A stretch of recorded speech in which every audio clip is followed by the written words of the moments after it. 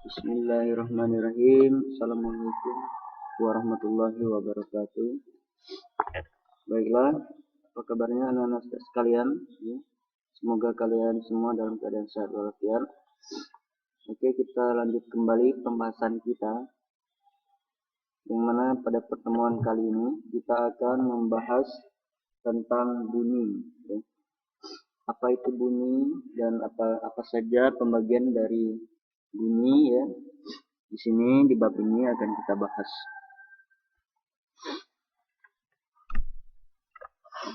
Oke, yang pertama yaitu tentang pengertian bunyi. Kalian bisa buka di halaman 308 ya.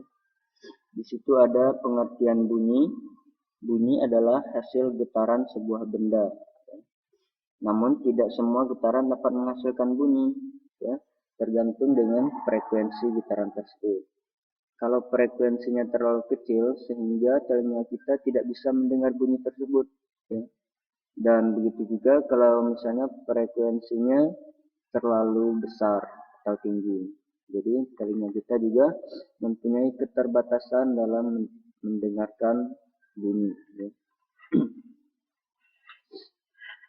Nah, kita masuk ke jenis-jenis bunyi berdasarkan frekuensinya. Di halaman 309, coba kalian buka ya. Di situ ada jenis-jenis bunyi berdasarkan frekuensi. Yang mana ada yang namanya ultrasonik ya. Bunyi ultrasonik adalah bunyi yang mempunyai frekuensi lebih dari 20.000 Hz ya.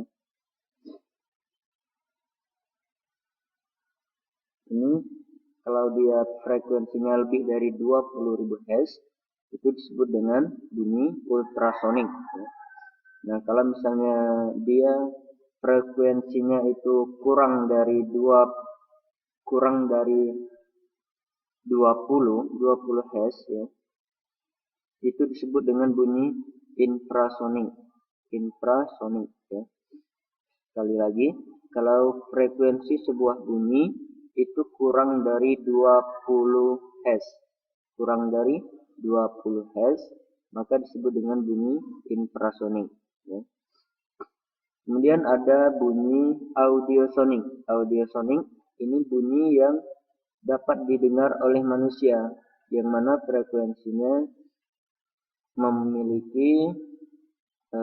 frekuensinya berkisar antara 20 sampai 20.000 Hz. Nah, jadi ini seperti yang Ustaz jelaskan tadi, ada bunyi yang tidak bisa didengar manusia, yaitu bunyi ultrasonik dan bunyi infrasonik. Bunyi ultrasonik yaitu bunyi yang frekuensinya lebih dari 20.000 Hz, itu nggak bisa atau nggak mampu didengarkan oleh manusia. Begitu juga dengan bunyi yang frekuensinya sangat kecil, yang disebut dengan bunyi infrasonik, yang mana frekuensinya kurang dari 20 Hz ya. Itu 3 pembagian bunyi berdasarkan frekuensinya ya.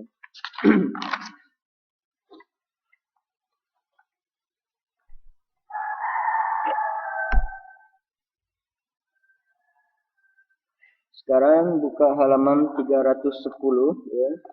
Halaman 310.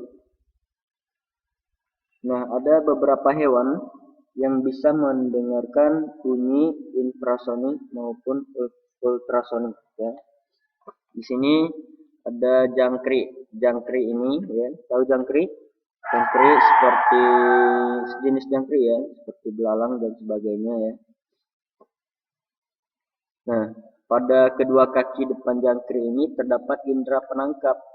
Indera penangkap getaran bunyi yang dapat menangkap bunyi infrasonik. Jadi jangkrik, belalang dan sejenisnya ya, itu bisa menangkap bunyi infrasonik. Dia bisa menangkap bunyi yang frekuensinya sangat kecil, yaitu di bawah 20 Hz. Kemudian ada anjing ya. Anjing ini juga termasuk hewan yang dapat menangkap getaran frekuensi infrasonik ya. Sehingga anjing ini sering dijadikan penjaga rumah ya. Nah, kemudian di sini ada juga kelelawar ya. Kalau tadi jangkrik dan sejenisnya itu bisa menangkap bunyi infrasonik, namun kelelawar ini bisa menangkap bunyi yang frekuensinya lebih dari 20.000 Hz. Jadi kelelawar ini bisa menangkap bunyi ultrasonik ya, bunyi ultrasonik.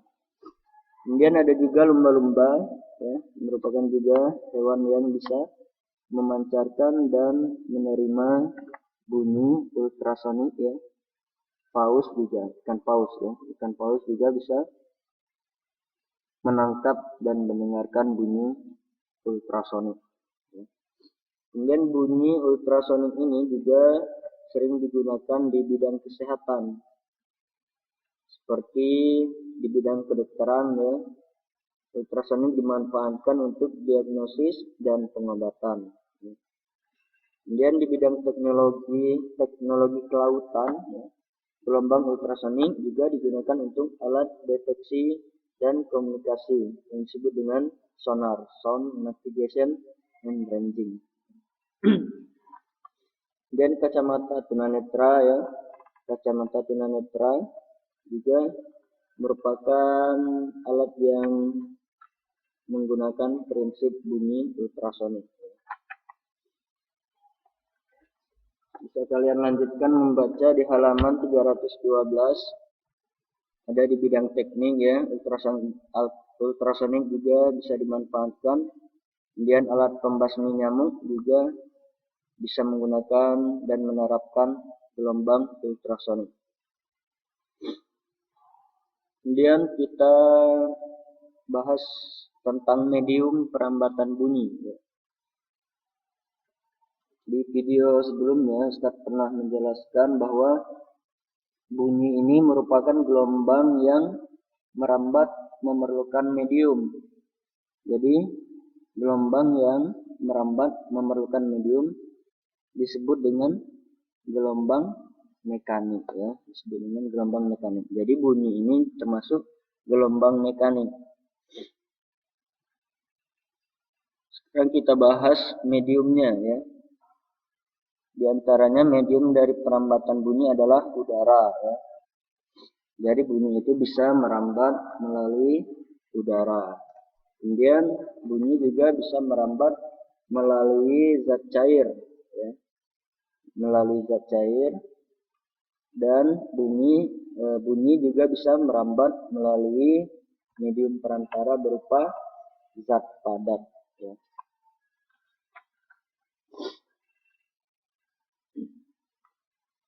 Cepat rambat bunyi. Cepat rambat bunyi dirumuskan dengan S per T. P sama dengan S per T ya. Dengan P sama dengan cepat rambat bunyi dalam satuan meter per sekon. S merupakan jarak yang ditempuh dalam satuan meter dan T merupakan waktu tempuhnya dalam satuan sekon. Untuk soalnya ada di buku kalian di halaman 314. Silakan anak-anak sekalian baca ya. Sekarang kita